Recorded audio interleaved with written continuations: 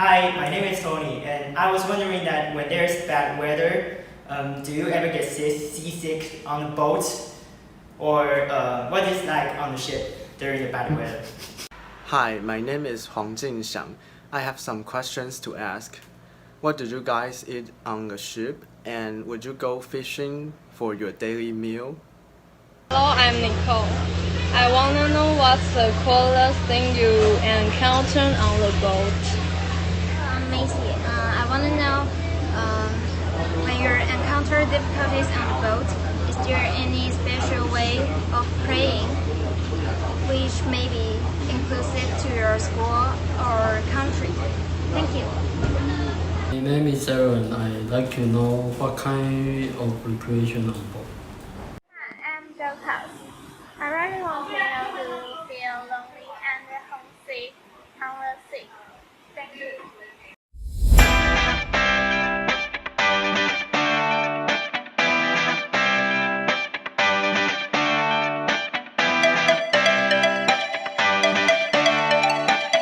Ni hao, Taipei Media School students. My name is Gabby. I'm the Dean of Students of A+ World Academy.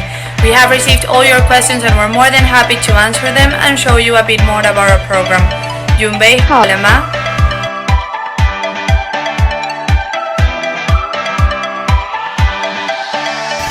Ni hao, Mei. As we're an international school, our students come from different parts of the world. Mostly from Norway, since it is a Norwegian vessel, but also from Asia, other parts of Europe, North America, and Latin America.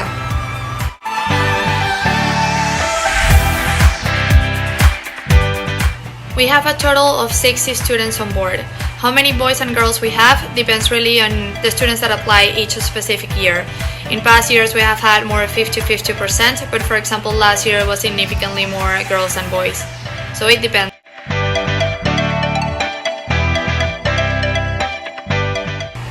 Our student enrollment is per year, and per year the cost is 57,900 euros. They're more than welcome to enroll more than 1 year, of course.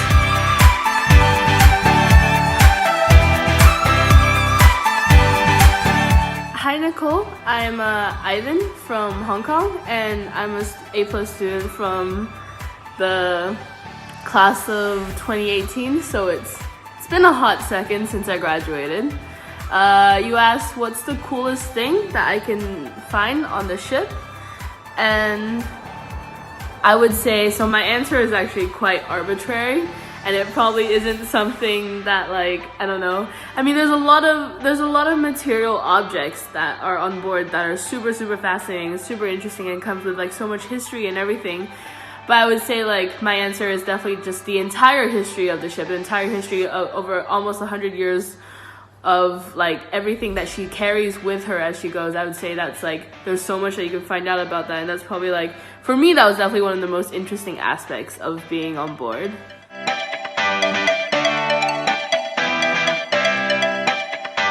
Ni hao, Mei. My name is Marco and I'm from Playa del Carmen, Mexico.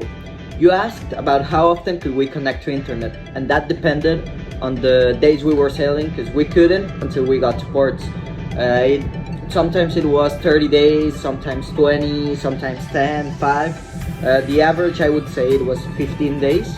So every once we got to port, we would buy SIM cards, which were like 20 euros average, sometimes more expensive and sometimes more cheap.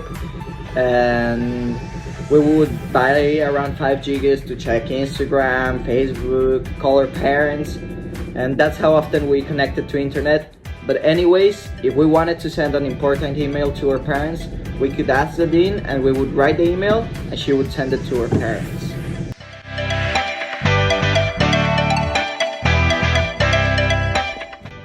Ni hao, Tony. You asked if we used to get seasick when there was bad weather at the sea, and how were those days on the ship. So those days on the ship were really fun, because everyone was like walking with food and they just fell down, or someone was sleeping in the port side and a wave came and they just flew the other way to the starboard side, or a teacher was writing something in the board and a wave came and they fell. It was really funny.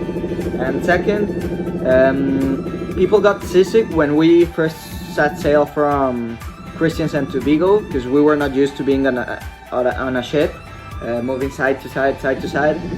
But after that, I don't know, maybe after South Africa, because we were there 20 days, people got used to be on land again, and then going back to the ship was hard for some people, and they got seasick again, but it was just only those times.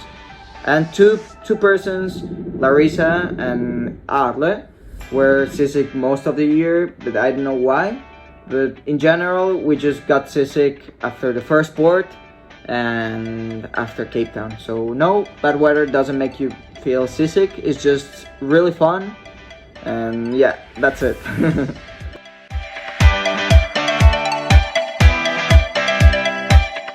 你好，洪先生。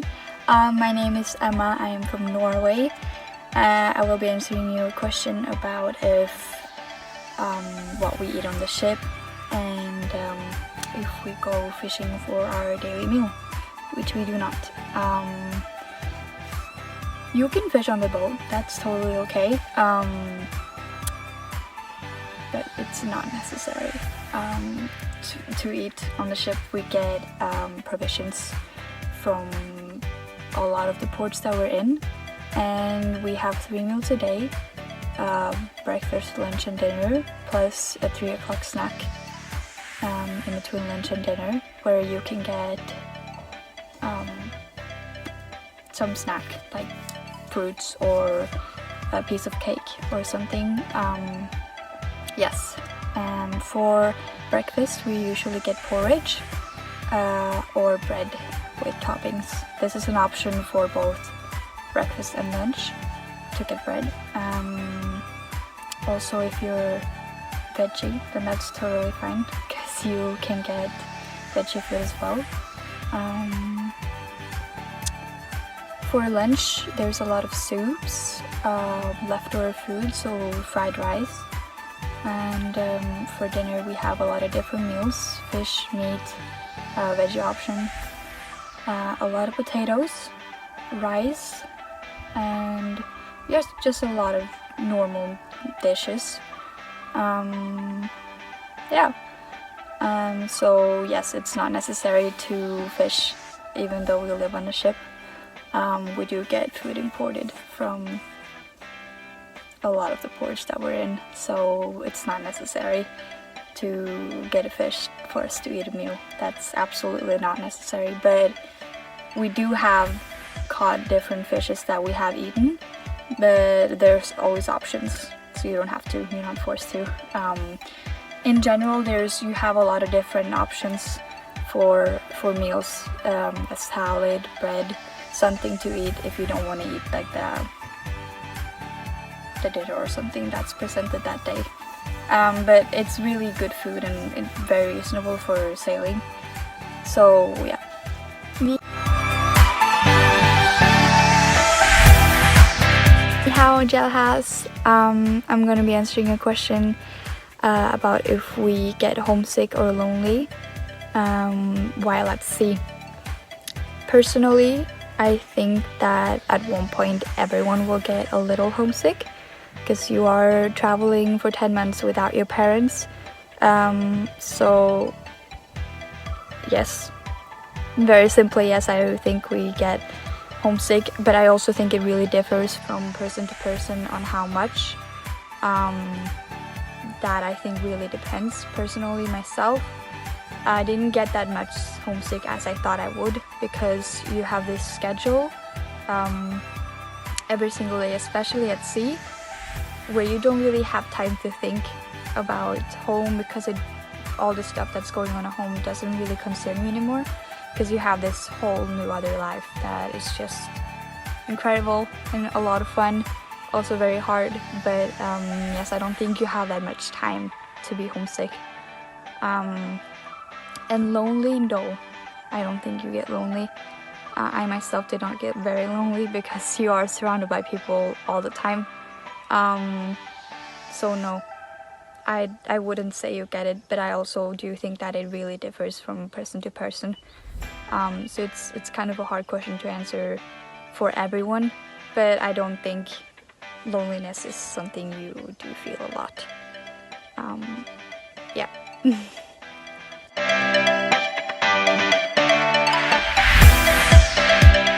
Hi Macy, I am from Hong Kong, quite a similar background to maybe you guys from Taiwan.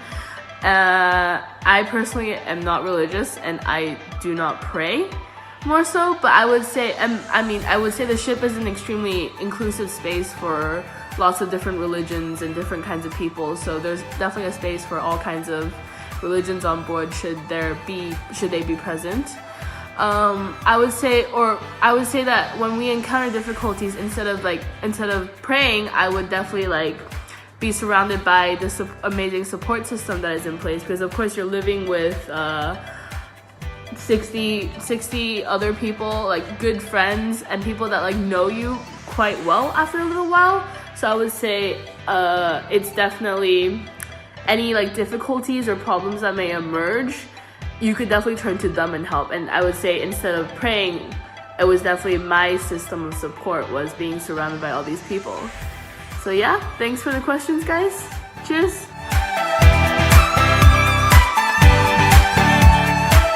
Hi Erin. When I was still a student, I'll be honest and say that there wasn't that much downtime between watches, going to classes, and really just spending time with people and sleeping. And I'll be honest and say that the activities that I did do when I did have downtime was just sleeping. But at the same time, I took part in several clubs. You can also people that like to work out, you can work out a lot and get really fit. If you have a long sail, there's something to do for every single person. So of the downtime that you do have, you're free to choose how you want to spend this time. So which is super awesome for a lot of people, because you get all this set time to do all these things. At the same time, you also get all this downtime to do what you want to do, whether that's take a nap or work out or have a conversation with someone or help in the galley, or really all these there's tons of options for such a small space.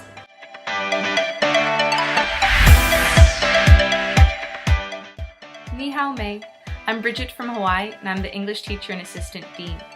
I'm here to answer some of your questions pertaining to COVID and the safety precautions that our ship took. Your first question was, what did we do to prevent COVID? Well, the very first thing that we did, because of the situation that we were in, is to educate the students about what was going on. Because at first, when it happened, we were still out at sea. So we wanted to make certain that the students knew what was going on and the safety precautions that they should take on their own. Understanding what the virus is a very important first step for handling it and keeping themselves safe. So our first step was just the education while we were out at sea. Then the second thing that we did was, when we were first coming into a port after it had broken out, we were going to be going into New York. Now, New York was supposed to be our parent port, and it was also going to be an important port for many of the crew members. But because of the safety precautions and the safety hazards that was going to be a concern coming into New York at that time, we decided instead to turn around and go to Bermuda. Now, Bermuda was the port that was found by the captains and the administration to keep us as safe as could be, because at the time when we arrived in Bermuda, they had not had any cases of COVID. Now, even though there hadn't been any cases of COVID when we first arrived, we still treated the situation as if there was. We had the students break up into 4 different houses, and they went into those separate places, which is important because at that time they had been sailing for so long that for their mental health, they needed some time on land. Now, when they were in those houses, we took many precautions. They were quarantined within. They were not allowed to interact with any of the outside people. All deliveries were done by the chaperone of the house, and many precautions were taken when it came to the infection possibility. So we washed our hands, wiped down many of the bags and products, and made certain that the students were staying within the house when there was the deliveries. As you can see, none of the students became ill, and COVID was not on our ship, so thankfully those precautions were worthwhile. But you asked, what would we have done if it had been on the ship? Now, we have a hospital, is what we like to call the room, where the medic keeps the medication and where there are 2 bunks for students. The hospital is where we usually keep kids who have colds to try to stop that spread. But because of COVID and because of the dangers that it partakes, we chose, instead of just having them within the quarantined hospital, to have 2 rooms at the front of the ship where there could be 2 doors to close, like barriers, as an additional precaution instead of just having the hospital. Now, thankfully, that was not necessary, but those plans were put in place should there have been COVID on our ship. Thankfully, we were very fortunate that we did not have it, and that is because of many of the precautions that we took, and because the students were educated and understood to an extent how important it was to follow by the rules when it comes to COVID and the new rules that we put in place for them and for their safety. I hope that answers your questions. Let me know if there's anything else that I can help you with. Hope we answer all your questions. Greetings from A+ World Academy. 再见. Can you imagine calling this majestic ship your high school and sailing her to over 20 cities around the world?